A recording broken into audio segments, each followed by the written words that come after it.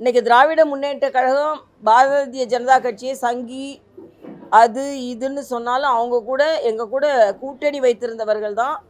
மிகப்பெரிய அகில இந்திய அளவில் அவர்களுக்கு அங்கீகாரம் கொடுத்தது வாஜ்பாய் அவர்கள் தான். அதனால் மரியாதைக்குரிய வாஜ்பாய் அவர்களை திராவிட முன்னேற்ற கழகமும் கொண்டாடி இருக்க வேண்டும். திராவிட முன்னேற்ற கழகம் கட்சியின் சார்பில் மட்டுமல்ல, ஆட்சியின் சார்பில் அவரது பிறந்த தினத்தை கொண்டாடி இருக்க வேண்டும். ஏனென்றால் அவர்கள் அவரது ஆட்சியில் பங்கெடுத்து கொண்டிருந்தார்கள். ஆனால் அதை பற்றி கொஞ்சம் கூட அதை பற்றி எதுவும் சொல்லாமலும் அதை ஒரு விழாவாக கொண்டாடாமலும் இருப்பது, அவர் ஒரு கட்சியை சார்ந்தவர் மட்டுமல்ல, இந்த நாட்டிற்கே சொந்தக்காரர். அதனால் முதலமைச்சர் முதற்கொண்டு அந்த அவரது மந்திரி சபையில் அமைச்சர்களாக இருந்தவர்களாவது அவருக்கு இன்று அஞ்சலி செலுத்தி இருக்க வேண்டும். இதுதான் திராவிட முன்னேற்ற கழக மாடல்.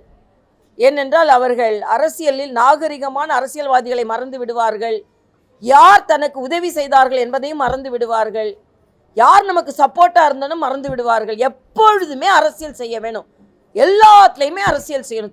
கிறிஸ்மஸ் விழாவா அதில் அரசியல் செய்யணும், வேலைவாய்ப்பு திட்டமாக அதில் அரசியல் செய்யணும். அதனால் இன்றைக்கி எல்லாத்துக்கும் மேலே ரொம்ப வருத்தம் அளிக்கக்கூடியது, 100 நாள் வேலைவாய்ப்பு திட்டம் நீக்கப்படலை, 125 நாளாக ஆக்கப்பட்டு இருக்கிறது. அதில் பெண்கள் தான் அதிகமாக பலனடைந்து கொண்டு இருக்கிறார்கள். ஆனால் அந்த நிகழ்ச்சிக்கு வர வேண்டும் என்று கட்டாயப்படுத்தி ஒரு வயது முதிர்ந்த ஒரு பெண்மணியை கூட்டிகிட்டு வந்து அவங்க உயிரிழந்திருக்கிறார்கள். அதுவும் மனதுக்கு வேதனையானது.